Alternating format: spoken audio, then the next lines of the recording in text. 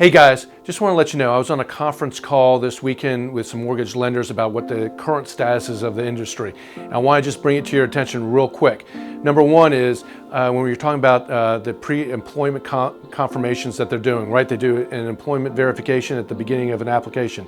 Then normally they would do it right at the end. Well, there's a couple things that are being in play now. They're adding one 5 days prior to actually the closing of it. So they're going to do it at the beginning, in the middle, and at the end of the employment verification. And here's where it gets a little tricky, guys, and why you're starting to see like Citibank take credit scores where they're only going to loan out to people with 700 credit scores. Is that, and if you didn't know this, is that the bank then goes and sells it, right? So they bundle that up. You all know this from the Big Short and everything. They bundle that up and they sell it to the secondary market. Well, the secondary market, when Fannie and Freddie looks to go and buy that, they re-verify that information. So it could be anywhere from 30 to 90 days later when the bank, let's say Wells Fargo, has all these different loans and then they go to sell them.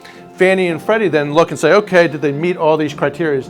And what they're doing then is they're going to verify now that those loans, that they're still employed, right? So they're going back and ensuring 90 days, 30 days, whatever they're looking at, does that person still have a job? And if they don't have a job, then the lender has to own that loan.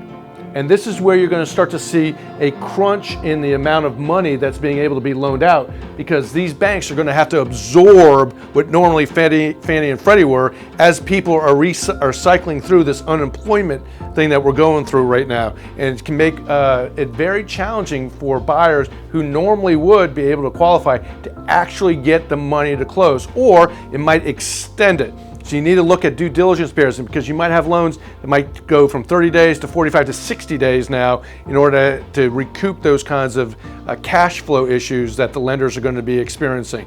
A lot more to come on that. Talk to you later. Go sell some stuff.